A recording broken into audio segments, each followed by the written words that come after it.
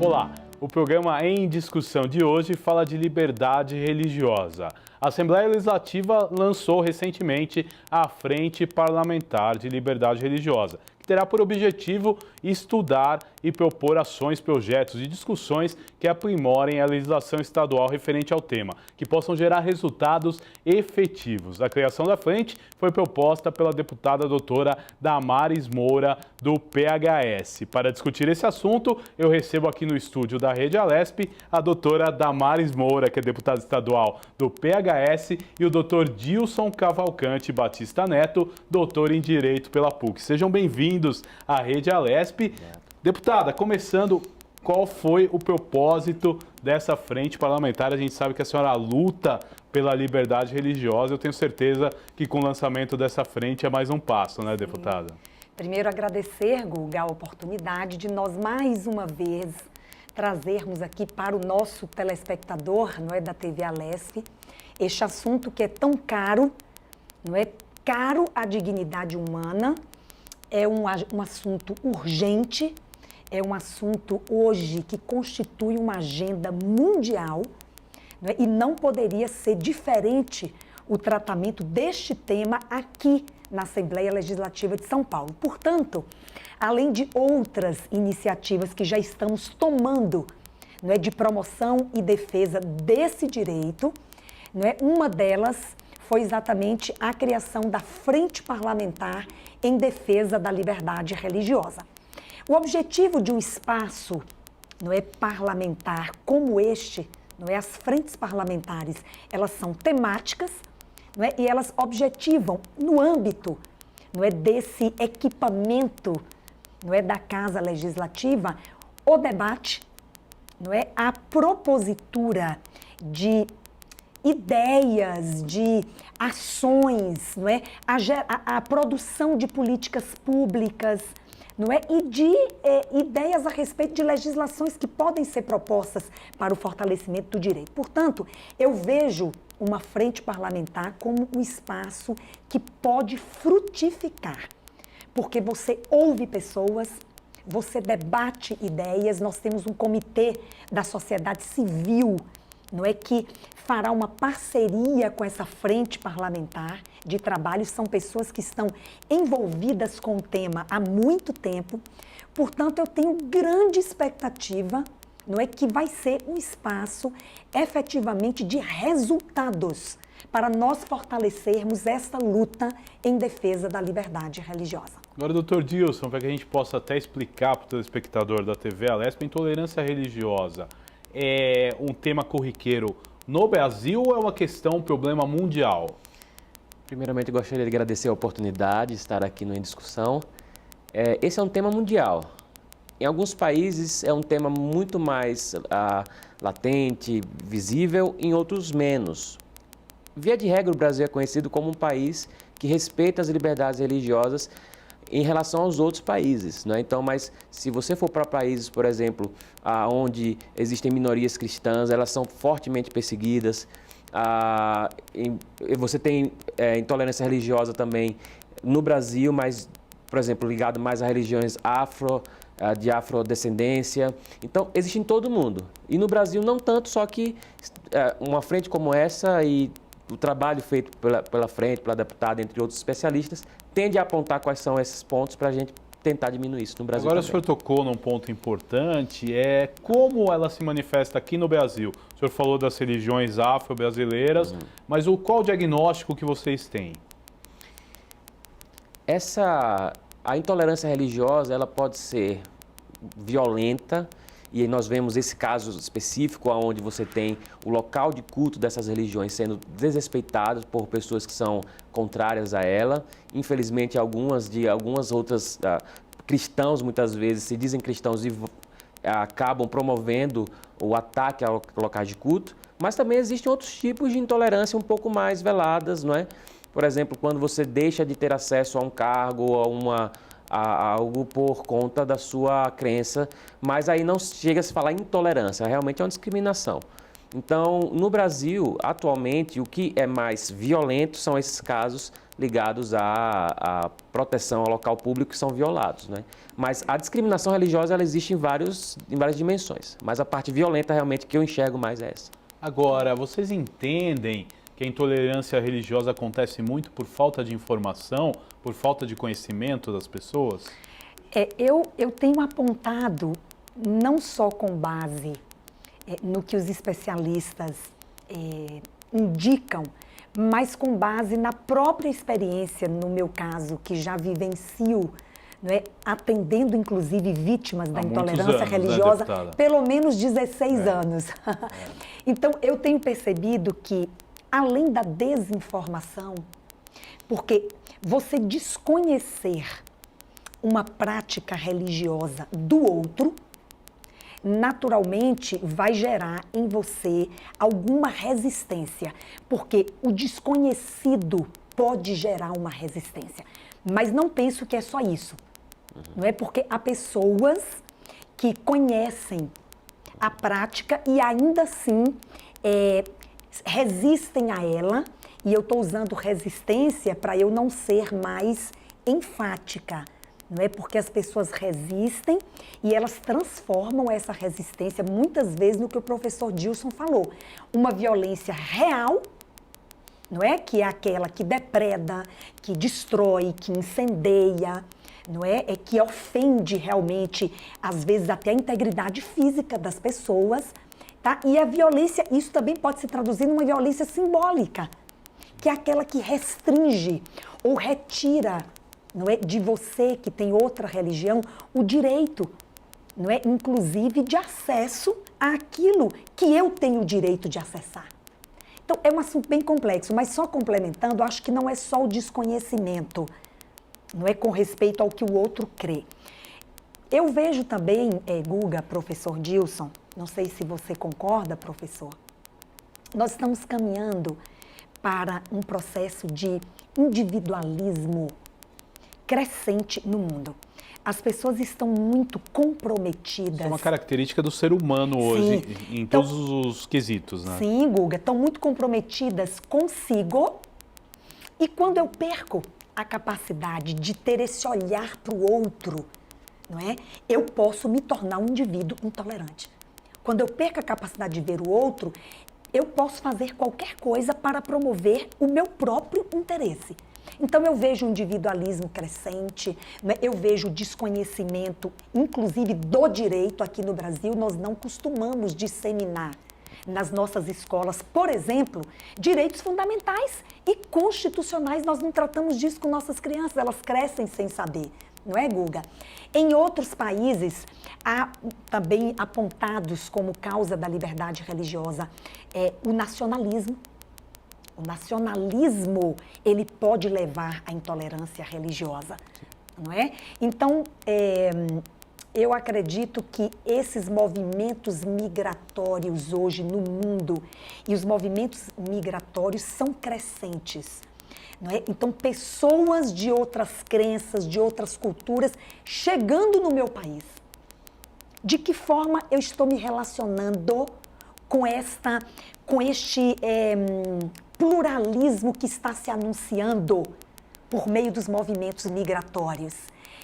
E tudo passa pela educação, mas daqui a pouco a gente fala sobre isso. Mas dentro desse contexto, até para não perder a linha, a senhora acha que isso acaba se expandindo para as outras coisas? E aí vai crenças culturais, de repente raça, opção sexual, tudo entra numa mesma lógica de raciocínio, ou a senhora acha que há diferenças? Professor, o senhor pode até me ajudar, mas eu acho, rapidamente vou falar disso, o professor pode complementar. Eu acho que as faces da intolerância, ou da discriminação, ou do preconceito, elas são as mesmas em todos os casos onde existe diversidade.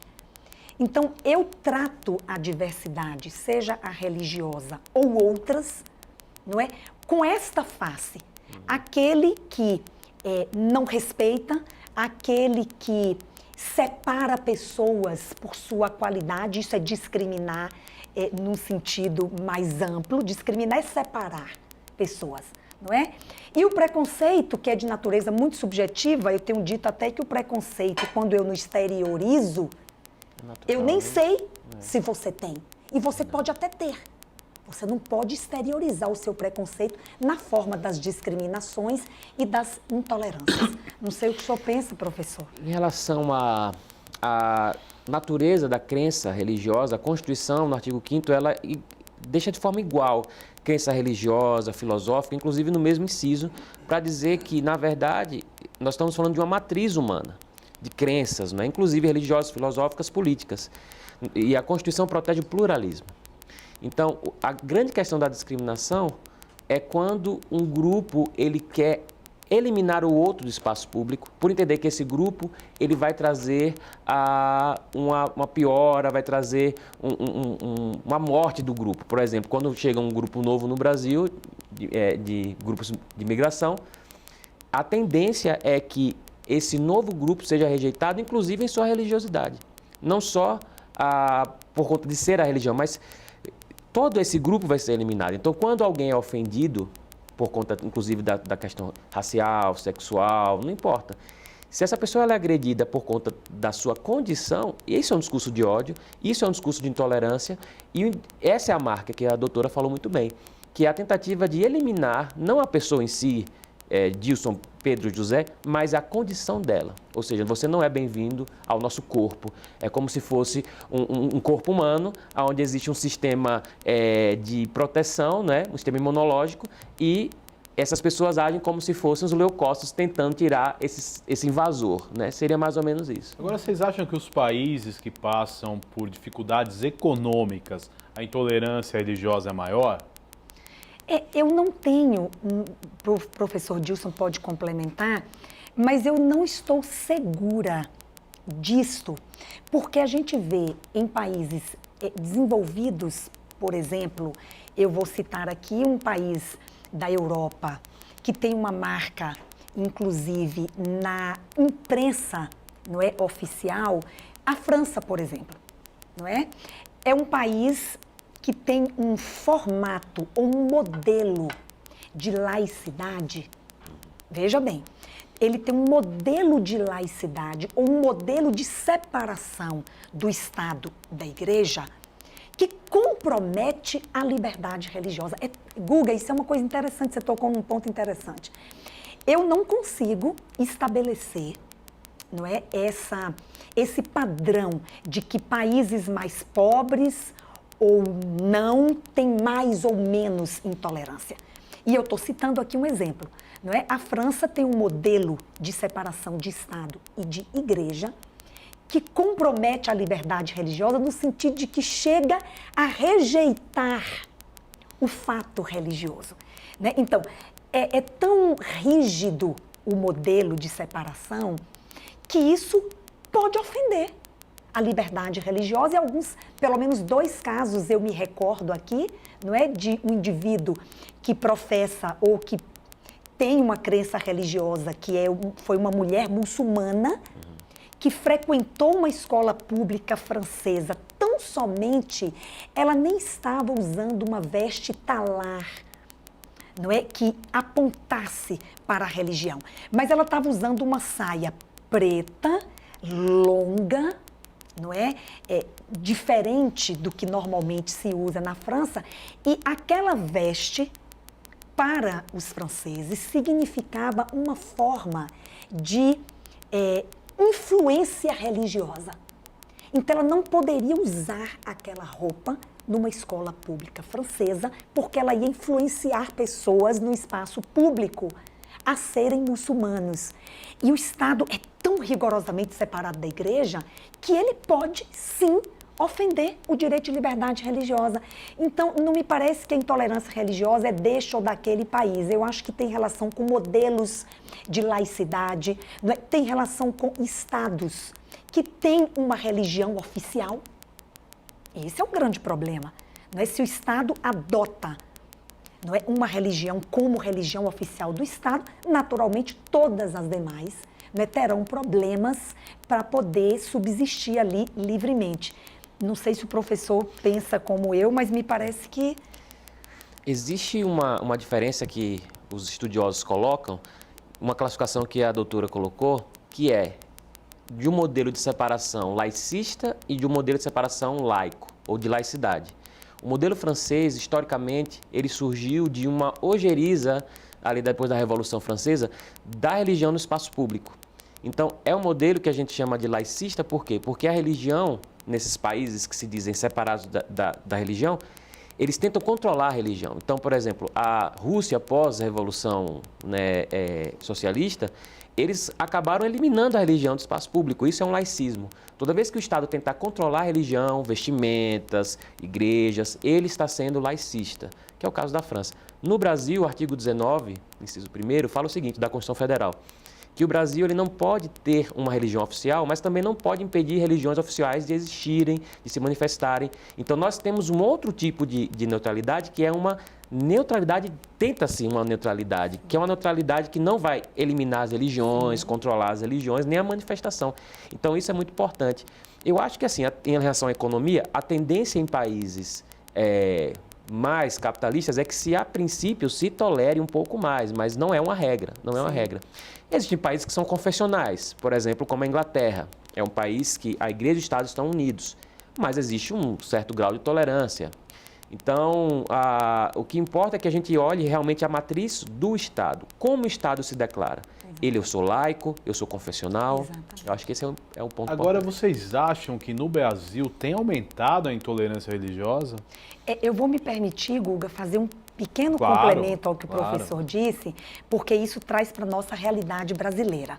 O professor Dilson mencionou o artigo 19 da Constituição Federal, que estabelece aí, vamos dizer, o nosso modelo, né, de Estado laico, mas o artigo 5º, inciso 6º da Constituição confirma a forma como o Brasil lida com o fato religioso. Quando o inciso 6º do artigo 5º diz que crença e consciência são invioláveis e que as liturgias e os locais de culto estão protegidos, significa dizer que o nosso modelo de Estado, que é separado da igreja, reconhece e protege o fato religioso. É muito interessante.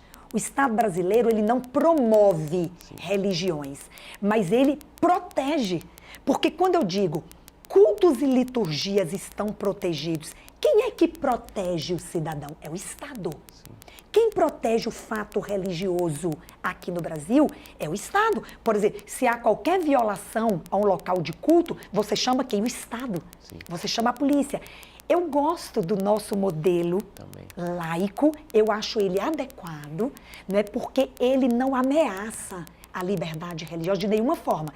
Embora nós tenhamos aqui no Brasil um processo histórico, cultural, não é, que significa a presença ainda, né, em muitos dos nossos espaços públicos, de símbolos religiosos que nos remetem à nossa tradição histórico-cultural, né, e que muitos entendem como ofensa ao Estado laico, eu não vejo dessa maneira. Essa é uma tradição histórico-cultural de mais de 400 anos, né, de Estado que tinha uma religião oficial. Mas o modelo que nós adotamos agora, né, a partir da República, essa separação do Estado e da Igreja, eu acho adequado. E eu me sinto segura de dizer que o Estado aqui não promove, mas ele protege o fato religioso. E aí você me fez uma pergunta depois e eu queria só complementar, que eu acho que era importante, né? O importante é a gente deixar claro para o telespectador da TV Alesp, na visão de vocês, a intolerância religiosa no Brasil vem aumentando? Eu vou começar e depois eu passo a bola para o senhor, se o senhor me permite. Claro. A estatística no Brasil sobre intolerância, eu considero altamente subnotificada, não é? O que nós temos hoje de dados? É o Disque 100, que é um serviço do Ministério da Mulher, da Família e dos Direitos Humanos, o atual ministério, né, onde as pessoas ligam e denunciam. Esse serviço indica que a cada 15 horas no Brasil, há uma denúncia de intolerância religiosa registrada no Disque 100. Mas a gente sabe que a grande maioria nem conhece o Disque 100 e nem que o Disque 100 acolhe denúncia de intolerância religiosa. E também não sabe que pode ir uma delegacia de polícia, não é, para a produção de boletim de ocorrência, porque intolerância religiosa é crime também no Brasil, né? Mas o número que a gente tem é esse. E aí, professor, para te passar aqui, para complementar, eu ainda tenho dúvida se nós temos um aumento de intolerância ou um aumento da percepção. Verdade. Porque à medida que você começa a falar sobre isso, e nós falamos intensamente, educar pessoas, você chama atenção para o tema, os problemas começam a aparecer. Então, acho que tem um aumento de percepção, mas é possível também a hesitação dos especialistas se há um aumento real da intolerância, e eu até acredito que há um aumento real de intolerância. Não sei o que o senhor pensa. Eu concordo. Eu creio que tem dois pontos importantes que nós devemos levar em conta, que é realmente o aumento da migração para o Brasil. Acho que esse é um ponto que tende a aumentar a intolerância a partir desses últimos anos para cá, e a tendência, infelizmente, é que se aumente isso.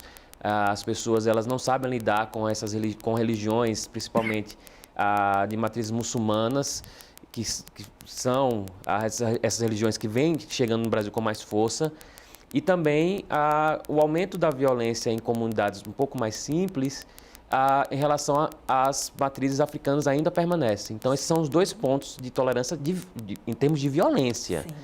Mas existe, claro, a discriminação em relação a religiões em outros níveis. Sim. Agora, a deputada Damares Moura, a senhora tem feito um trabalho muito interessante aqui na Assembleia Legislativa, mas vamos falar no cenário Brasil.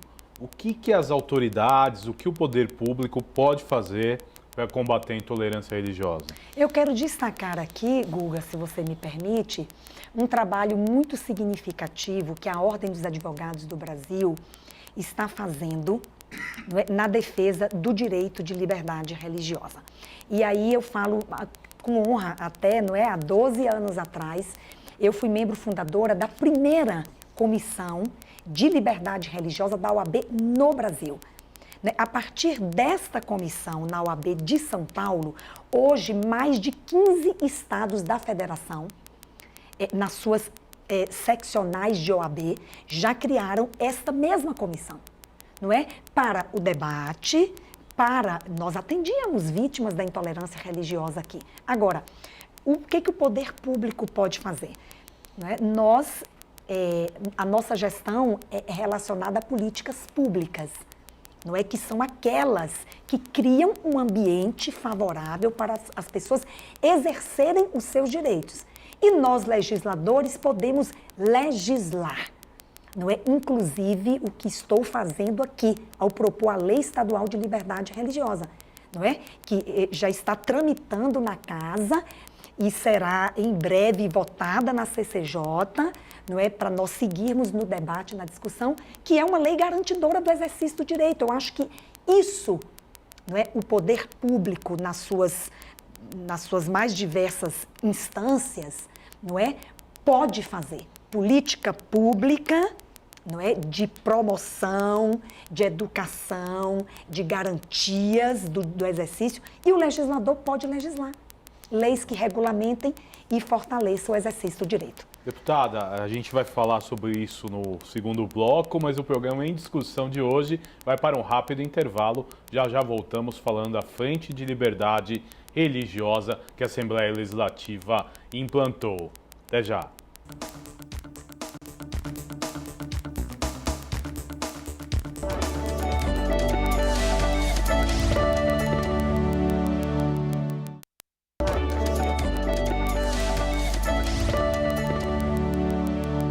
No programa Em Discussão de hoje, estamos falando da Frente Parlamentar de Liberdade Religiosa. Eu estou aqui nos estúdios da Rede Alesp com a deputada Damares Moura, do PHS, e o doutor Dilson Cavalcante Batista Neto, doutor em Direito pela PUC. Vamos começar esse segundo bloco.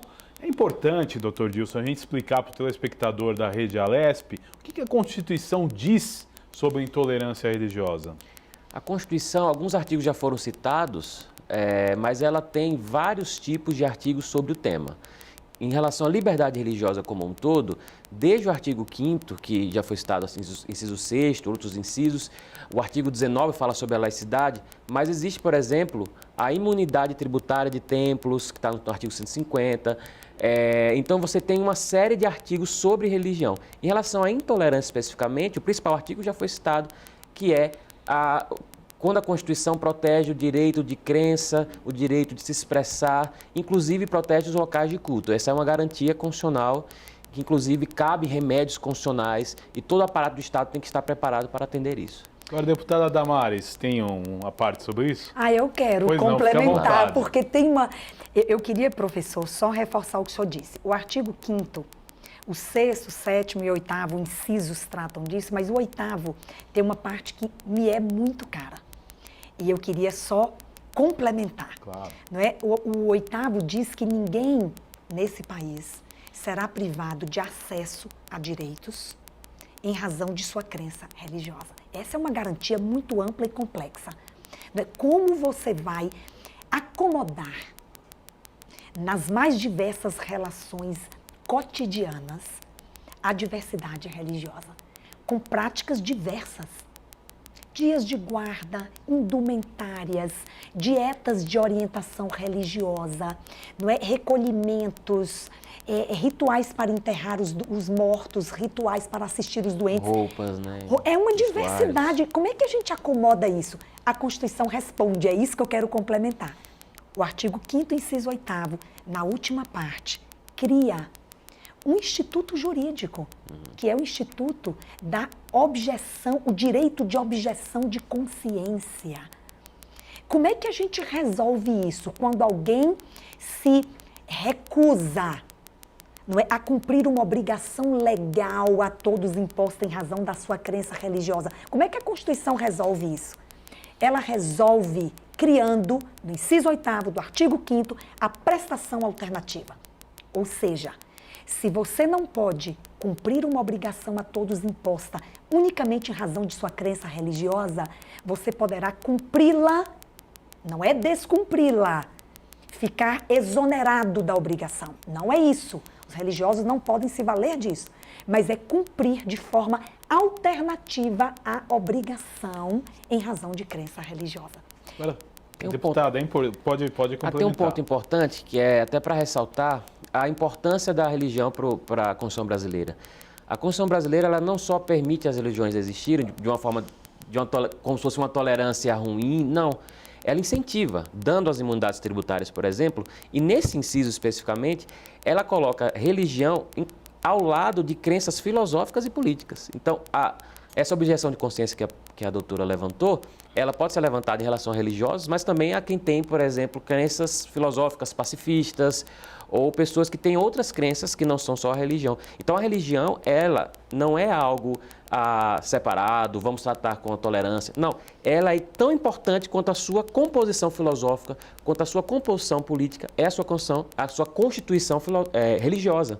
Então, nesse mesmo inciso, a religião é protegida e os religiosos podem, na prática, exigir essa objeção de consciência. Agora, deputada, a senhora falou, né, da lei paulista contra a intolerância religiosa, na verdade, a liberdade religiosa, mas o Estado de São Paulo, no que o Estado de São Paulo, na sua opinião, pode evoluir em termos de políticas públicas da liberdade religiosa? Tá. Então, eu quero destacar o que o Estado de São Paulo já está fazendo. Não é? E, nesse sentido, eu quero cumprimentar, não é, o governador João Dória, que, por meio da Secretaria da Justiça e da Cidadania, não é, nós, inclusive, tivemos a presença do secretário da Justiça, não é, o doutor Paulo Dimas, no lançamento da Frente Parlamentar de Liberdade Religiosa, não é, isso é simbólico e tem um grande significado, é o valor que o Estado está dando, por meio da Secretaria da Justiça, ao direito de liberdade religiosa, não é?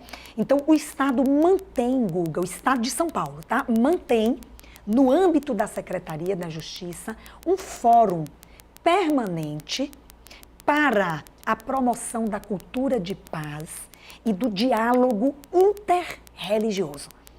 Esse é o espaço de governo, não é, que está debatendo políticas públicas, que está, inclusive, Guga, na Secretaria da Justiça, atendendo vítimas da intolerância religiosa, encaminhando os casos, tratando-os administrativamente, não é? Fazendo campanhas. Não é? Recentemente, a Secretaria da Justiça do Estado de São Paulo lançou uma campanha de combate à intolerância religiosa. Não é? E esse trabalho educativo, não é, que o governo de São Paulo atualmente traz como prática transformadora de realidades, eu considero fundamental para que nós avancemos. Então, quando você me pergunta o que mais o Estado de São Paulo pode fazer, sempre pode mais.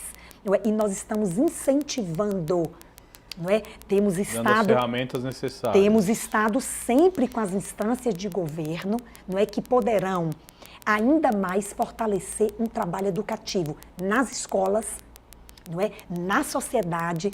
Nós não vamos transformar a realidade da intolerância religiosa se não for por meio de um trabalho educativo intenso e sistemático. Então, tudo passa pela educação.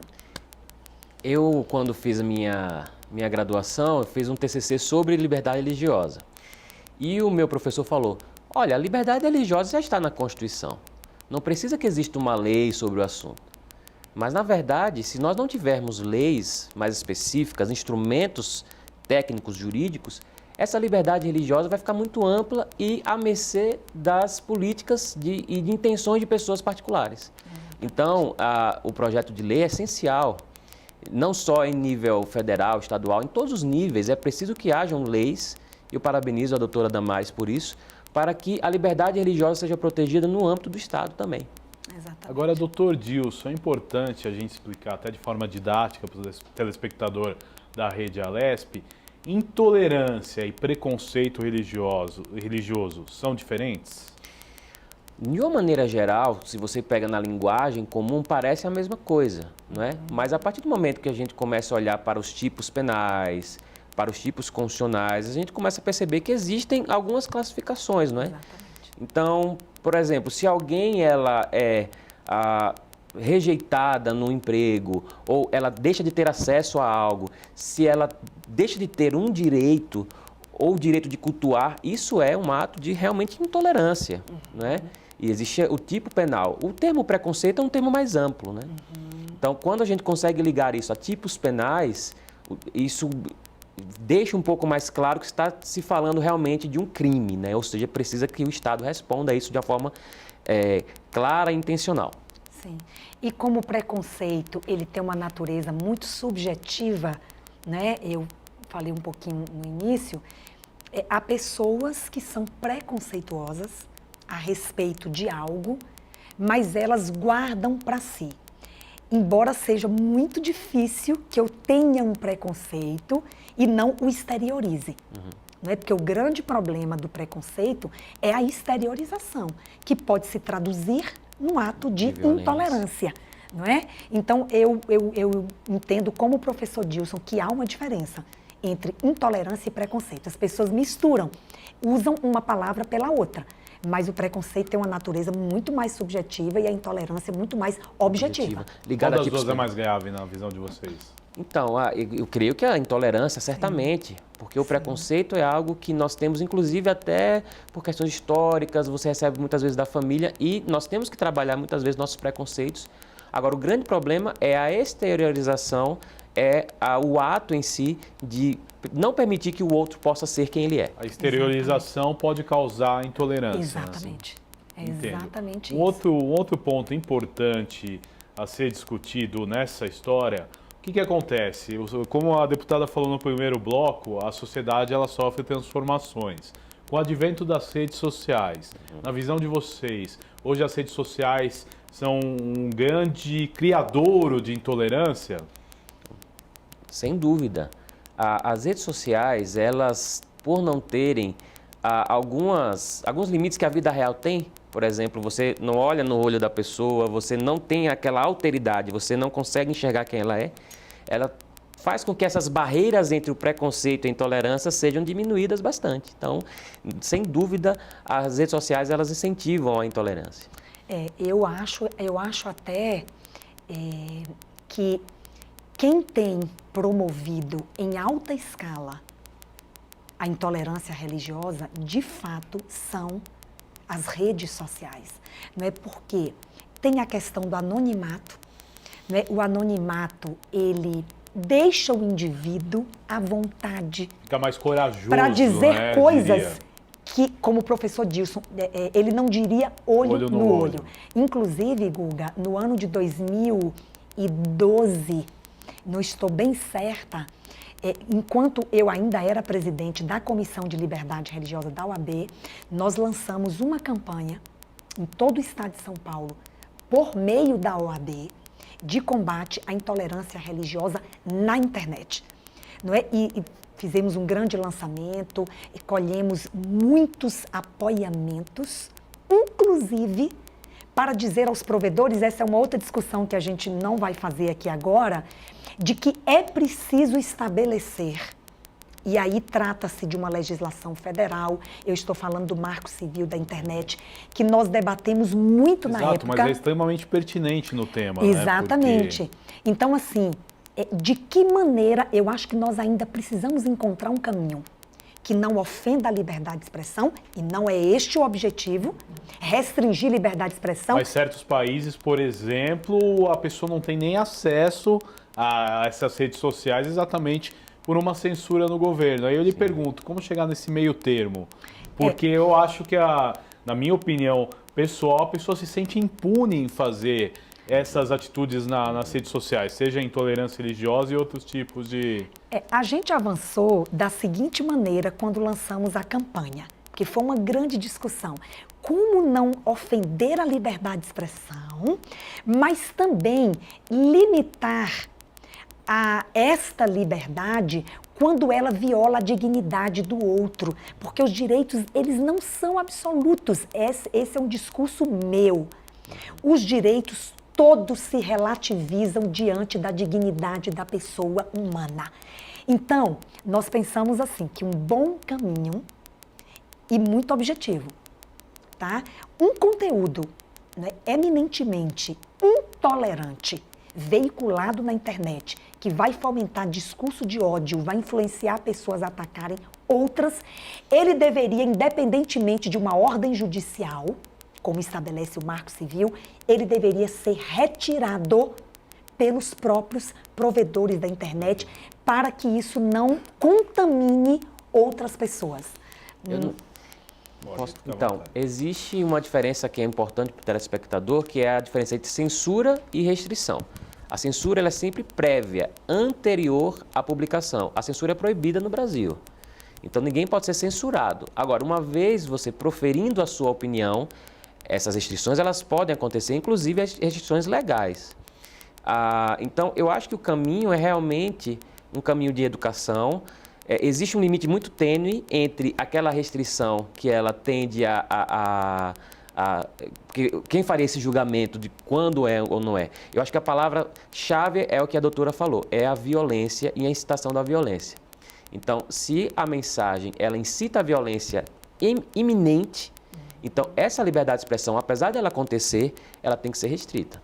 Agora, doutor Dilson, o senhor que é um estudioso na área, existe um perfil do cidadão que faz o crime de intolerância? Interessante sua pergunta, porque a princípio esse perfil é um perfil que eu não consigo delimitar um perfil específico de alguém ou de uma origem, porque eu poderia estar incorrendo também num desenho, sabe? Sim. Ou numa intolerância. Sim. Mas, na verdade, são pessoas que elas não conseguem lidar com o outro e eles entendem que o país ou o estado de São Paulo ou a cidade de São Paulo será melhor a partir do momento que não exista tal grupo ou tal religião. Então, esse perfil de pessoas, se elas pregarem que São Paulo será melhor se não tiver tal grupo, então esse é o perfil das pessoas que são intolerantes. Eu concordo perfeitamente com o professor Dilson. Acho que é impossível nós criarmos um padrão do intolerante, não é? Então, por isso que eu costumo, professor, repetir assim, que o mais perigoso estágio de convivência humana, e isso pode acontecer com qualquer um. Por que não tem um padrão? Por que não tem um perfil? Porque pode acontecer comigo em algum momento da minha vida, a depender das minhas práticas sociais e daquilo que eu valorizo, eu posso começar a perder a minha capacidade de ver o outro. Isso é um processo. E qualquer um, se não prestar atenção nisto, pode perder a capacidade de ver o outro. E quem perde essa capacidade pode se tornar um indivíduo intolerante. Então, eu acho que não tem padrão. Eu acho que o padrão, ele é muito individual e que pode acontecer com qualquer indivíduo. Eu até falei anteriormente que isso é algo natural. O nosso corpo age assim. Toda vez que entra um corpo estranho, ele tenta eliminar. Então, nós, ainda que inconscientemente, nos incomodamos com o diferente. Então, é preciso que haja uma contraforça. Essa força é a educação. Exatamente. A educação é que faz com que a gente possa enxergar o outro. Exatamente. Agora, Olha, deputada, doutor Dilson, eu vou dar um exemplo prático. Há uns anos atrás, uma cidade do interior de São Paulo colocou no seu portal, cidade tal é do Senhor Jesus. Aí as outras religiões, porque isso teoricamente remetia aos evangélicos, as outras religiões começaram a fazer protesto junto ao prefeito, dizendo que aquilo feria a religião e tudo mais. Isso é um caso de intolerância, deputada? Eu vou fazer uma avaliação e respeitarei muito se o professor divergir de mim. Eu acho que são duas coisas que a gente tem que distinguir aí. O Brasil, ele tem uma história, não é, muito relacionada com a presença do cristianismo desde a sua descoberta. Isso é um fato histórico que nós não podemos negá-lo, não é? Nem tampouco excluí-lo da nossa história. Ok, isso é uma coisa. Por outro lado, eu acho, Guga e professor Dilson, que o Estado laico ele tem que ser um Estado educativo. O que eu penso? Até aqui foi assim. Mas a partir da nossa Constituição Republicana, a de 1891, que finalmente separou o Estado da Igreja, eu penso que esse Estado passa a ser um Estado educativo. No seguinte sentido, o espaço é público, todos podem se manifestar ali a respeito de qualquer crença. Mas quando eu distingo uma crença no espaço público, eu a promovo, eu a destaco das demais através do próprio poder público, me parece que nós não estamos acompanhando, não é, esse Estado laico educativo que agora precisa incluir todos, contemplar todos. Então, eu fico preocupada quando ainda temos, não é? Agora, é diferente, Guga, dizer assim, na entrada da cidade, nós temos símbolos ou expressões religiosas de todas as tradições. Aí seria um processo bem inclusivo. Como isso não é possível, seria muito difícil de acontecer. Porque são muitas, né? Alguém vai Exatamente. se sentir... Então, me preocupa, sinceramente, eu tenho que dizer a verdade aqui, me preocupa e acho que não é compatível com esse Estado laico educativo que separou o Estado da Igreja, né? E a gente não pode mais promover uma ou outra apenas, não é que poderia ser essa ou poderia ser outra. Eu tenho uma visão em termos de tradição que é o seguinte, a tradição ela é importante, mas em certo ponto algumas tradições são importantes que nós tenhamos até para que nós possamos não aplicá-la novamente, por exemplo, como a escravidão. A escravidão era uma tradição, nós conhecemos essa escravidão, mas para não repeti-la. A tradição da ligação do Brasil com a igreja ela é importante, inclusive que se mantenha a memória, não é? Ou seja, manter locais, igrejas e tudo, mas ela agora não pode fazer com que a gente queira repetir o que acontecia no passado. Nós agora somos um país laico. E o país laico, ele não é antirreligioso, isso é importante, a religião pode acontecer. Agora, ele é antidenominacional. Eu não posso querer que a minha denominação sobreponha as outras. Então, a diferença entre ser antirreligioso e antidenominacional é importante. Eu queria trazer um conforto para o telespectador, Guga, porque certamente muitos que nos assistem agora, até porque o censo de 2010 aponta não é que nós somos mais de 80% de cristãos no Brasil, essa é uma realidade brasileira. Não é? E não há nenhum problema quanto a isso. Então, trazer um conforto para o telespectador no sentido de dizer que o que nós estamos propondo aqui não é exclusão. Claro. O que nós estamos propondo é inclusão. É exatamente o contrário. Né? Não é excluir uma igreja de colocar sua placa a respeito da sua crença. Não é exclusão, é inclusão. Porque nós temos que entender, à medida que eu quero só para mim, não é? Eu vou criar um problema na sociedade de exclusão. Então, mas se todos, vou contemporizar, se numa cidade todos os segmentos se reúnem e acordam que todos colocarão na entrada da cidade alguma expressão ligada à sua tradição, aí eu vejo isso com tranquilidade. Agora, se a senhora, o doutor, acham que falta no Brasil um pouco de diálogo entre as religiões? Isso seria importante? Sim. Eu creio que, assim, existem medidas que devem ser tomadas, políticas públicas devem ser feitas nesse sentido. Eu vou dar só um exemplo que acontece na nossa universidade. Eu dou aula no Centro Universitário Adventista de São Paulo, e lá nós temos uma matéria específica sobre liberdade religiosa. A ideia é realmente criar e mostrar o intercâmbio. E nossa Constituição, inclusive, ela traz a educação religiosa no ensino fundamental. Esse é um tema um pouco polêmico, porque o Supremo acabou de definir, ano passado, que pode ser de uma religião. O que eu particularmente discordo, não sei a opinião da doutora Damares. Discordo. Eu discordo dessa opinião, dessa visão do Supremo de que o ensino público fundamental pode ser de uma religião. Não. Teria que ser de todas as religiões, culturalmente, que culturalmente compõem o Brasil.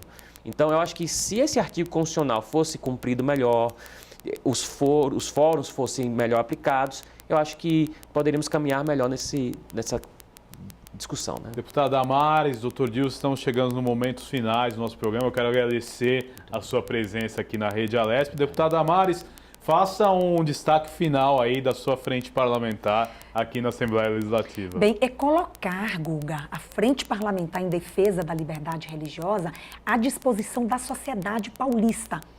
Esse é um espaço no Parlamento Estadual onde nós vamos trabalhar intensamente para ouvir, para pensar políticas públicas, não é? Para encontrarmos caminhos, inclusive para o diálogo. Não é você vivenciar a religião do outro, mas é ser capaz de respeitá-la e de dialogar com pessoas que são de crenças diferentes da sua. Então eu quero que todos valorizem, todos os paulistas valorizem este espaço na Assembleia Legislativa para nós fortalecermos firmemente a defesa da liberdade religiosa de todas as pessoas, indistintamente e em todos os lugares. Eu quero agradecer, Guga, a oportunidade de nós falarmos deste assunto e aguardemos aí os debates e a aprovação da Lei Estadual de Liberdade Religiosa que está caminhando aqui no Parlamento. Muito obrigada. A Rede Alesp que agradece a participação de vocês. No programa Em Discussão de hoje, nós falamos da Frente Parlamentar de Liberdade Religiosa por iniciativa da deputada Damares Moura, do PHS. Você pode ver e rever este e outros programas em nosso canal no YouTube. Até nosso próximo encontro. Valeu!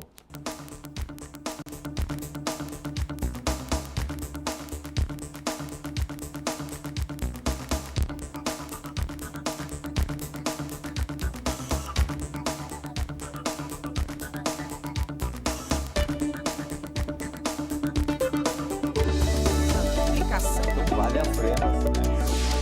Muito bom com a situação.